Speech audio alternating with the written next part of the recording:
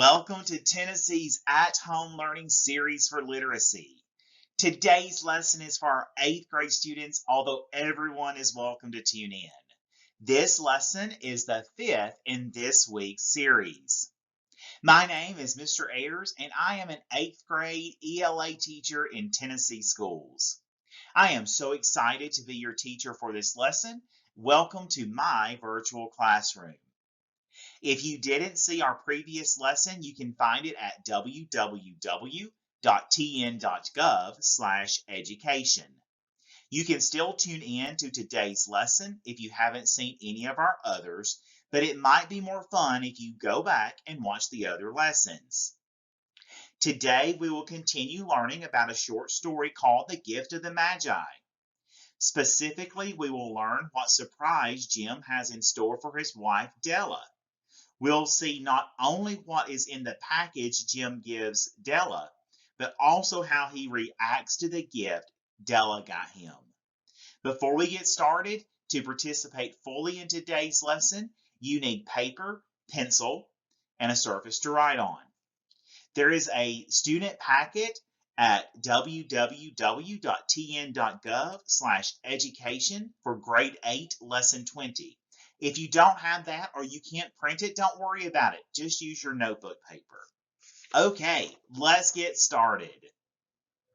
Today's goal is to continue reading a short story called The Gift of the Magi by O. Henry, so we can analyze the text to determine its meaning.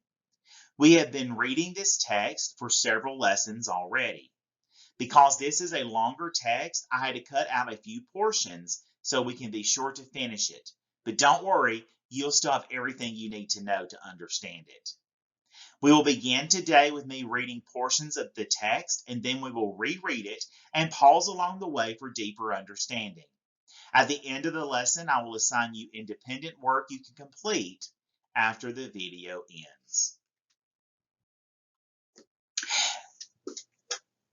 Based on the plot and character development, what do you think will happen next in O. Henry's short story, The Gift of the Magi?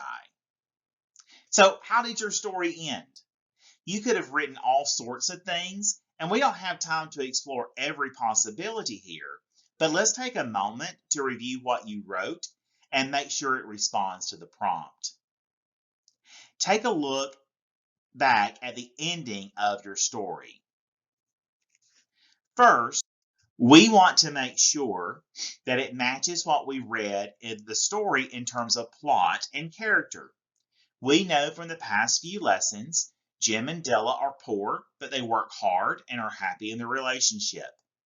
Della is persistent when she wants something, and she wants to get Jim a very nice Christmas gift. Jim used to have a better job than he does now, so they haven't always struggled this much. They are very proud of two things: Jim's beautiful watch and Della's beautiful hair. Did your ending take these details into account? Were the Jim and Della in your ending the same Jim and Della the author created, or did they act out of character?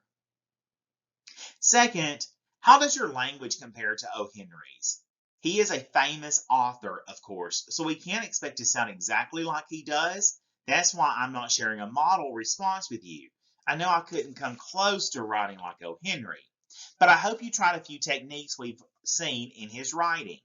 Did you use any similes or metaphors, comparisons that make descriptions more vivid for the reader? For example, you may have said that Jim's watch shone bright like the sun, or Della's hair was as long and wavy as the ocean. Look back at your work and see how careful and interesting your choice of words were. If you have a chance, read what you wrote out loud to someone and see what they think. I wish I could read all of your work, but let's go ahead and see how O. Henry's version of the story ends. Remember that he is famous for his clever and surprising endings. As a reminder, although the plot of the story is fairly easy to understand, but he tells it in a very complex way. So we've really dug in some deeper meanings and some different layers of meaning here. We'll only read a few sentences at a time, and then we'll dig in to see what the words mean and what the author is talking about. To help us with this, we will use the graphic organizer we used in the previous lesson to track our notes. It looks like this. You can see we have certain sections on the organizer that are labeled for various people or things, characters, key details, plot, vocabulary, and literary devices, which are tools like metaphors and images that the author uses to convey meaning, and themes or important messages. This will be an important tool for us as we work through the text. Take a minute now to make sure you have your graphic organizer from the previous lesson, or make yourself a new one if you need to. Great. As we read and discuss each of these elements of the text, we will pause and give you time to write your notes on your graphic organizer. Okay, so remember in the previous lesson, we learned about Jim's surprising reaction to Della cutting her hair. He didn't seem angry at all. He seemed more like he went into a trance or a daze. We know he kind of snapped out of it a bit and threw a package down onto the table. Today, we get to find out what's in the package. White fingers and nimble tore at the string and paper, and then an ecstatic scream of joy, and then, alas, a quick feminine change to hysterical tears and wails. When you're excited about opening a gift, does it take you several minutes, or you just rip off the wrapping and tear right into it? I tear right into it. So now thinking about that word nimble, what does it mean in the first sentence? White fingers and nimble tore at the string and paper. It's an unusually worded sentence, but what do you think it means in context? It means quick in action. In other words, she was so excited that she opened the package quickly. Let's take a moment to write that down into our vocabulary list. Nimble means quick in action. Okay, let's reread that paragraph and make sure we got it all. White fingers and nimble tore at the string and paper, and then an ecstatic scream of joy, and then, alas, a quick feminine change to hysterical tears and wails. Notice her reaction is an ecstatic scream of joy. Based on that reaction, what do you think the word ecstatic means? It means overwhelmingly excited. Of course, it's a Christmas gift. Let's write that word in our graphic organizer.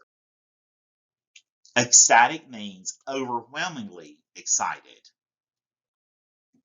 Okay, so she lets out an ecstatic scream of joy. Then the text says, alas, and then alas. What in the world does alas mean? Well, that one is is an older word that means very similar to saying ugh or oh no. Kind of like, oh, what's happening? But why does the text say that?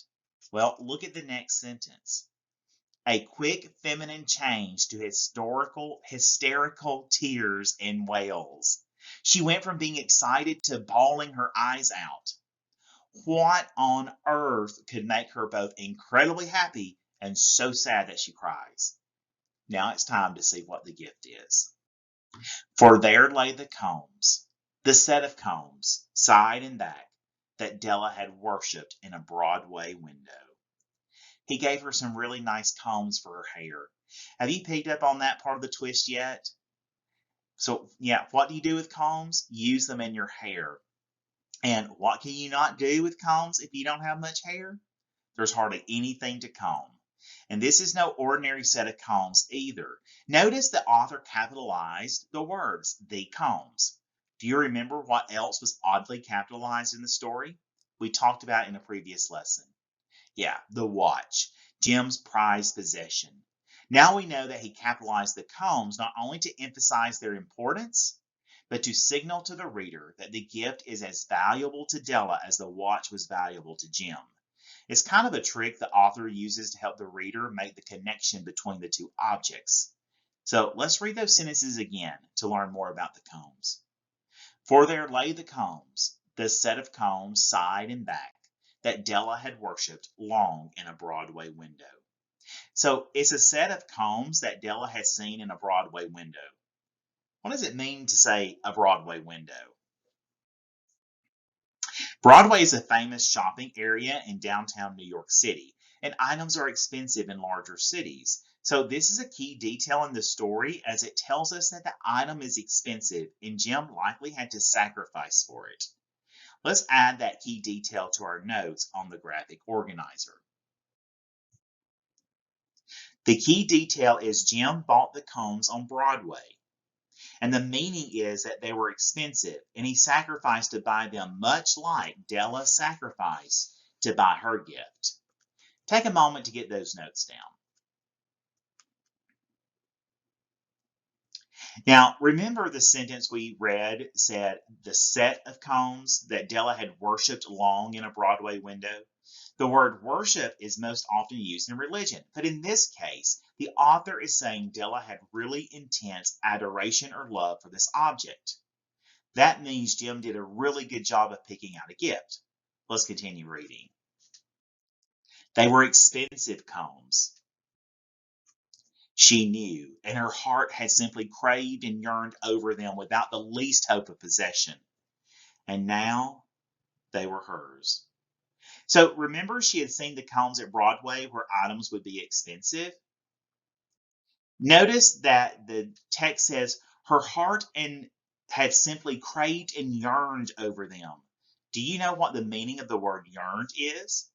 In this case, the author makes it easy for you. Craved and earned are synonyms for each other. He uses both to add emphasis here. Take a moment and add the word yearned to your vocabulary list on your graphic organizer.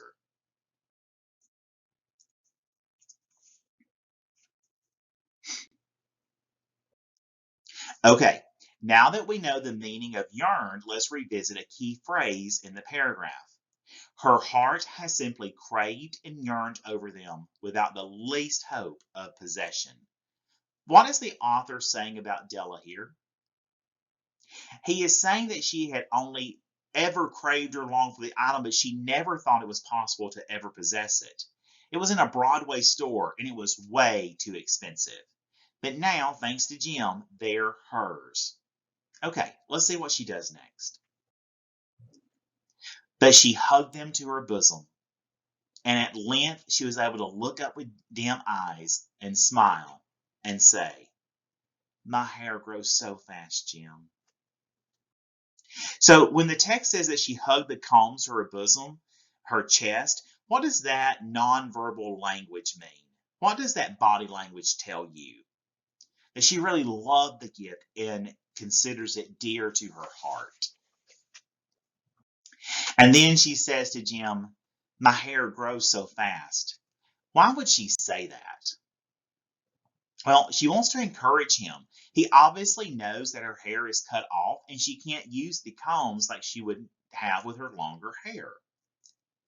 But because she loves him and the gift means a lot to her, she is trying to encourage him and tell him that the gift will be useful soon because her hair always grows back.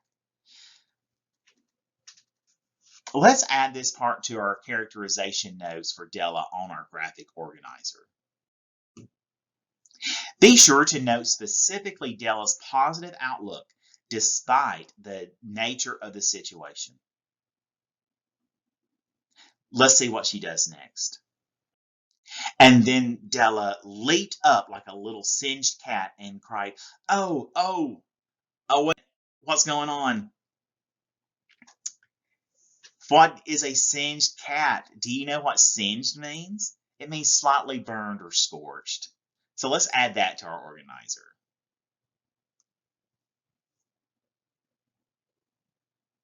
You know how you react when you get burned? If a cat got burned, I'm guessing it'll give a loud shriek. So let's think about what the author is doing here. What literary device is he using? Yes, a simile. He said she shrieked like a singed cat. Remember, a simile is a comparison using like or as. You have that in your notes. Let's add to the meaning section of simile in our notes. Why would the author use a simile here?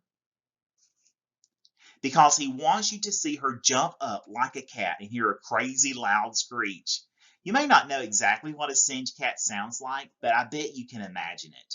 Using a simile instead of ordinary language can bring a certain scene in a story to life. It helps you imagine it better. Let's add that to our notes in the graphic organizer. But why did Della leap up and scream? Let's read further to see. Jim had not yet seen his beautiful present. She held it out to him eagerly upon her open palm. The dull, precious metal seemed to flash with a reflection of her bright and ardent spirit. Okay, so that makes sense. She was excited to give him her gift, that platinum fob chain. It says that she held it out to him in her open palm, and the metal, the platinum, seemed to flash with a reflection of her bright and ardent spirit. Let's add a new word to our vocabulary list. The word ardent means enthusiastic or passionate. Now that we know the meaning of ardent, what does the author mean when he says the platinum metal seemed to flash with a reflection of her bright and ardent spirit? I think he's saying the metal reflected brightly, and this represented Della's spirit. But what is the deeper meaning here? In making the connection between the reflection of the metal and the description of Della's spirit, the author is saying that the gift is a true representation of Della.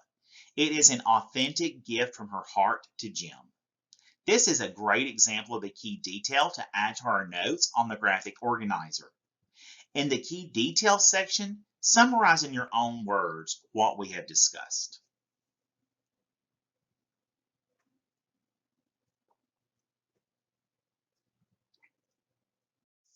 Essentially, the author makes a connection between the reflection of the platinum and Della's spirit. Shows the reader that the gift of the platinum fob chain was an authentic gift that represents Della's true inner self. All right, let's keep going. Isn't it a dandy, Jim? I hunted all over town to find it. You'll have to look at the time 100 times a day now. Give me your watch. I want to see how it looks on it. Well, that's an old word I haven't heard in a while. A dandy? When Della says, isn't it a dandy, Jim? That's an old-fashioned way of saying, isn't it something special?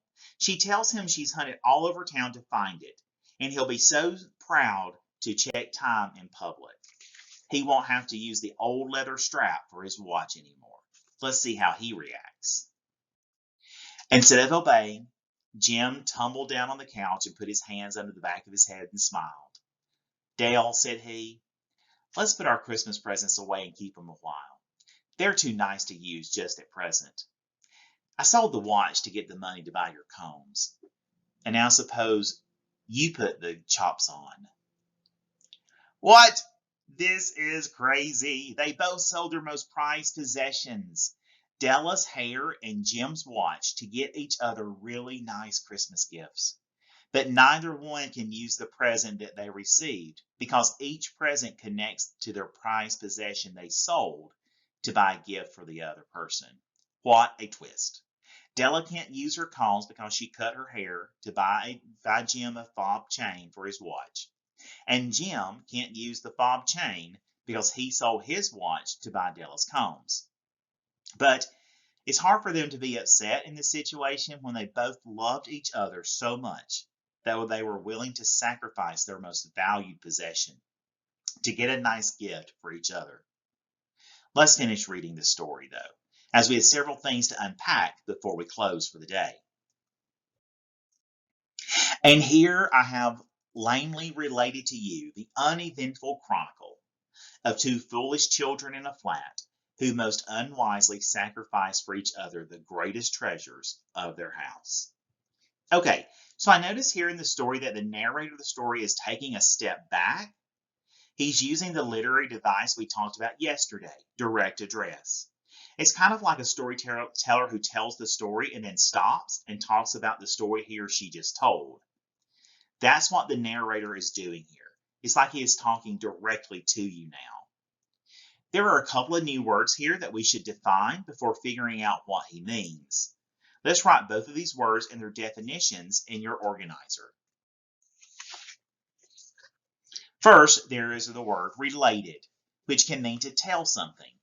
You're probably familiar with another meaning of this word, connected. This new meaning, where you can relate a story to someone, isn't very commonly used anymore. Second, there is the word chronicle, which is another word for story. So when the author says he related to us a chronicle, he simply means he told us a story. But what about? Let's look at that sentence again.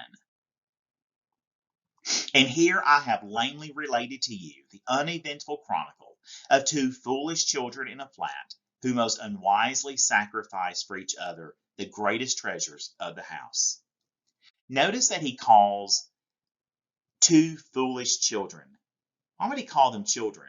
I mean, they are young. We know Jim was in his early 20s, but why would he call them children? What are some qualities that we associate with being a child? Being a child means you are immature, innocent, that you have a lot to learn, maybe even foolish at times. The author calls Della and Jim foolish children here. Does that seem a bit harsh? He says they unwisely sacrificed for each other the greatest treasures of their house. I mean, that much is true. They did do that, but they did it out of love for each other. But maybe the author hasn't finished his thought. So let's see what else he says.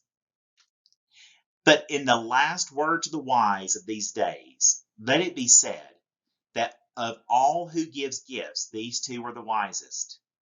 Of all who give and receive gifts, such as they are wisest. Everywhere they are wisest. They are the Magi. And that is the end of the story. Notice that earlier he called Jim and Della foolish children, but now he's calling them the wisest. But those are our opposites. Let's take a look at it together. Listen closely because I'm going to ask you what you think the author is trying to say with all of it. And here I lamely related to you the uneventful chronicle of two foolish children in a flat who most unwisely sacrificed for each of the other greatest treasures of their house. But in the last word to the wise of these days, let it be said that all who give gifts, these two were the wisest. Of all who give and receive gifts, such as they are wisest. Everywhere they are wisest. They are the Magi. Again, the author goes from describing Jim and Della as foolish children to calling them the wisest and comparing them to the Magi, the historical figures known for wisdom and gift giving. Take a moment to write down some thoughts on some scratch paper about what you think the author means by saying all this.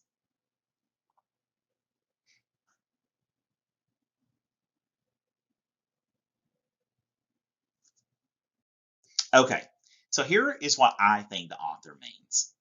Della and Jim could certainly be accused of being a little short-sighted and maybe foolish in selling their most prized possessions for a Christmas present. But on the other hand, they're also very wise because they express their love through great sacrifice. And even though it didn't work out with the gifts in the end, they both demonstrated how deeply they loved each other. So they were kind of foolish, but also really wise, and it worked out great in the end. What I just discussed here is an important theme in the story. Now that we have finished the story, we should take a minute and add some notes to what we learned in the plot today. Then we will discuss themes. Be ready to add notes to the plot and theme sections in your graphic organizer. Let's start with plot.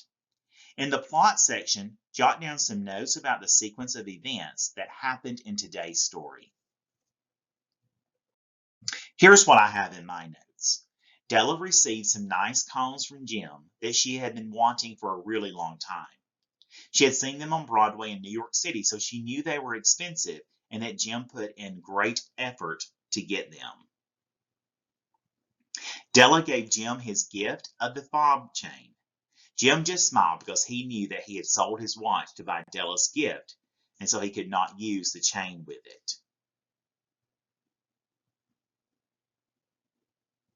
Okay, so now let's talk about themes. Remember, a theme is a central idea that threads through the story, a message from the author to the reader. I often tell my students it's the lesson that we learn. It is expressed as a complete thought and can be applied to real life situations outside of the story. For example, one theme I identified in the story is the theme we talked about just a few moments ago. That love can lead us to be foolish at times, but it always makes us wiser in the end. Take a moment to add that theme to the theme section in your graphic organizer. Notice how the theme I wrote down applies to the story, but is it also an idea that applies to real life too? What other themes did you notice in the story? We wrote some down before. See if you can flesh those out into sentences of a real message.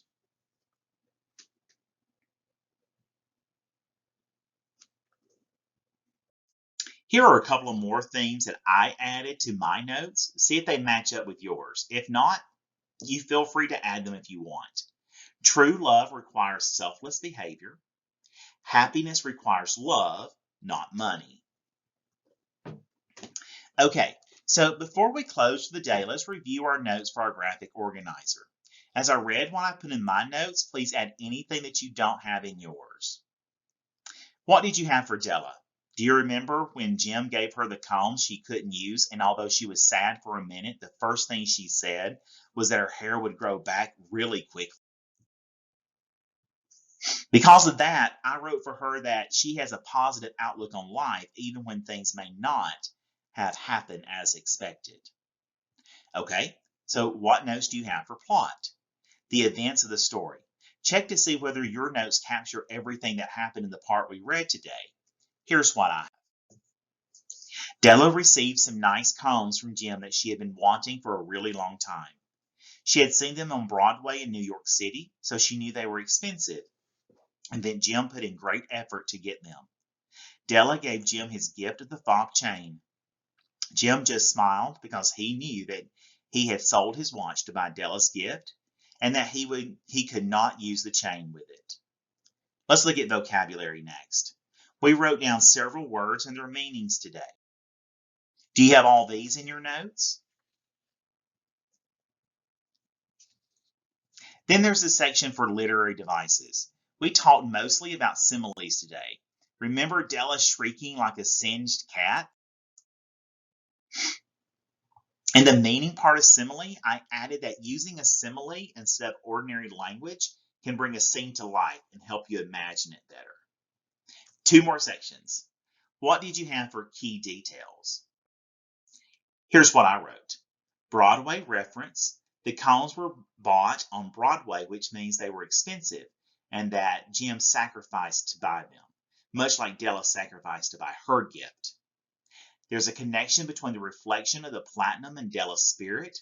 Shows the reader that the gift of the platinum fob chain was an authentic gift that represents Della's true inner self.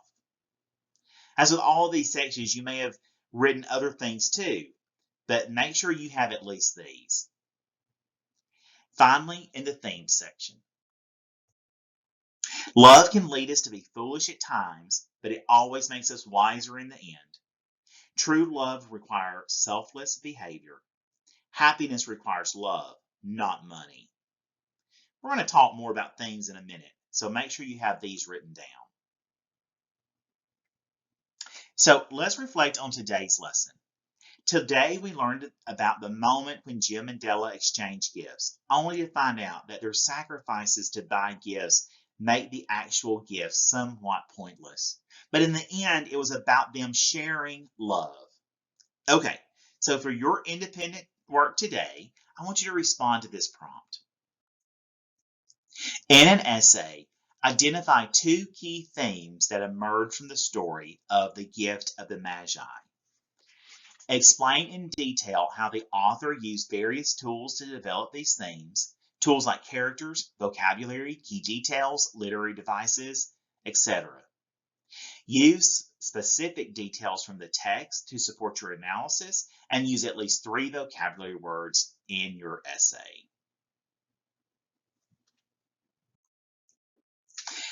Awesome. I am so excited I got to read this short story with you. Again, it is one of my favorite short stories of all time.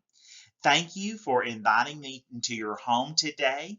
And I hope that I get to see you again in Tennessee's At Home Learning Series. Goodbye.